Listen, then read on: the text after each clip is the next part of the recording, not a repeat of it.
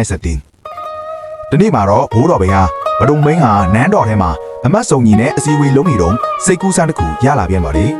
ဘယင်ကြီးကဒီလောကမှာမသိတာကိုမေးတဲ့သူကပညာရှိလားဒါမှမဟုတ်တိလက်နဲ့မေးတဲ့သူကပညာရှိလားလို့ပညာစမ်းမင်းဟွန်ထုတ်လိုက်ပါတယ်အမတ်တွေကအမျိုးမျိုးဖြေကြပြီမယ်ဥပ္ပဦးကတော့ဘာမှမပြောပဲပြုံးနေပါတယ်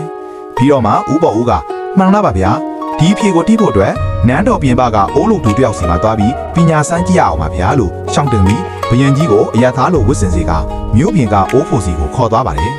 အိုးဖို့ရောက်တဲ့အခါဥပ္ပဦးကအိုးလုံးနေတဲ့အဖိုးကိုအဖိုးဒီအိုးကိုဘယ်လိုလုပ်တာလဲလို့မသိဟန်ဆောင်ပြီးမေးပါတယ်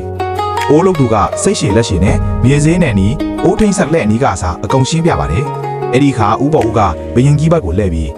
မှန်လားပါဗျာမသိတာကိုမေးလိုက်တဲ့အတွက်ကျွန်တော်မျိုးတို့အိုးလုံးနီးပညာကိုသိသွားပါပြီ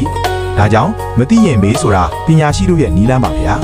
နောက်ပြီးအိုးကိုဖုတ်ပြီးတဲ့အခါမစင်ကြရင်ရေဆေးရတယ်လို့ပဲလူတွေရဲ့စိတ်ဓာတ်တွေမစင်ကြရင်လည်းအမှန်တရားနဲ့ဆေးကြောရပါတယ်လို့ရှောက်တင်ပါတယ်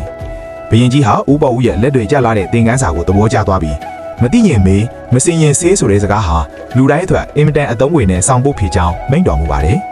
ဒီဇလန်လေးကပေးတဲ့အသိပညာသင်ယူလို့စိတ်မသိတာကိုမေးမြန်းခြင်းဟာရှက်စရာမဟုတ်ပဲပညာတိုးပွားဖို့အတွက်အကောင်းဆုံးလမ်းစာဖြစ်ပါတယ်နှိမ်ချမှုပညာရှိဆိုတာဘလောက်ပဲသိနေပါစေတာမန်အရသားတွေစီကနေလဲသင်ယူနိုင်စွမ်းရှိရပါမယ်